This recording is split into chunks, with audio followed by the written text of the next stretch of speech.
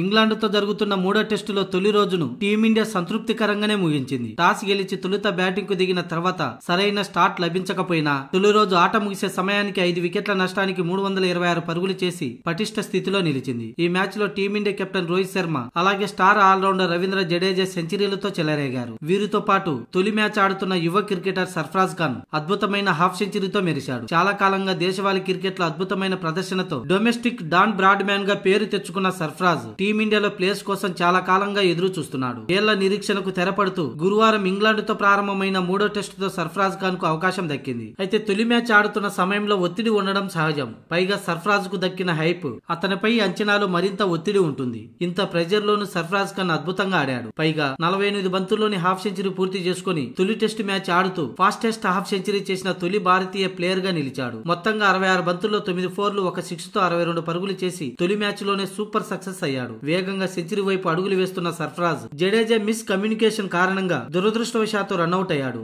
అయితే తొలి మ్యాచ్ లో సర్ఫరాజ్ ఖాన్ ఇంత ఫియర్లెస్ క్రికెట్ ఆడేందుకు ప్రధాన కారణం మాత్రం టీమిండియా కెప్టెన్ రోహిత్ శర్మని. అతను తీసుకున్న ఒక కీలక నిర్ణయంతోనే సర్ఫరాజ్ ఖాన్ ఇంత మంచి ఇన్నింగ్స్ ఆడగలిగాడు. ఈ మ్యాచ్ లో తొలుత బ్యాటింగ్ చేసిన టీమిండియా ఆరంభంలోని గట్టి ఎదురుదెబ్బ తగిలింది. 33 పరుగులకే టీమిండియా 3 వికెట్లను కోల్పోయి పీకల్లోతు కష్టాల పడింది. దీంతో బ్యాటింగ్ ఆర్డర్ లో తర్వాత 5వ స్థానంలో రావాల్సి ఉంది సర్ఫరాజ్. కానీ తొలి మ్యాచ్ ఆడుతున్నాడు. ఇలాంటి క్లిష్ట పరిస్థితుల్లో బ్యాటింగ్ చేయడం అంటే మాటలు కాదు. ఇక్కడే రోహిత్ శర్మ తన మాస్టర్ మైండ్ కు పదును పెట్టాడు. వెంటనే సర్ఫరాజ్ ను ఆపేసి జడేజాని పిలిచాడు. 7వ స్థానంలో రావాల్సిన జడేజాను బ్యాటింగ్ ఆర్డర్ లో ముందుకు రప్పించాడు. సర్ఫరాజ్ జూరేల్ ఇద్దరు డెబ్యూ ప్లేయర్లు. 33 పరుగులకి 3 వికెట్లు పడిపోయిన పరిస్థితిలో ఉండే ఒత్తిడిలో వారితో బ్యాటింగ్ చేయడం అంత మంచిది కాదు. జడేజా అయితే కాస్త సీనియర్ కాబట్టి పరిస్థితి అర్థం చేసుకుని ఇన్నింగ్స్ ను చక్కబెట్టే వీలుంటుందని రోహిత్ శర్మ ఆలోచించి అతన్ని పిలిపించాడు. ఈ ప్లాన్ సూపర్ గా వర్కౌట్ అయింది. రోహిత్ జడేజా జోడి అద్భుతంగా ఆడి 200కు పైగా పరుగుల భాగస్వామ్యాన్ని నమోదు చేసి టీమిండియా ఇన్నింగ్స్ ను నిలబెట్టారు. ఇక సెంచరీ తర్వాత రోహిత్ శర్మ అవుట్ అయ్యాక సర్ఫరాజ్ క్రీజులోకి వచ్చాడు. అప్పటికే మంచి ప్లాట్ఫామ్ సెట్ అయింది. పిచ్ కూడా బ్యాటింగ్ కు అనుకూలంగా మారిపోయింది. దీంతో సర్ఫరాజ్ బ్యాటింగ్ ను ఎంజాయ్ చేస్తూ తొలి మ్యాచ్ లోనైనా కూడా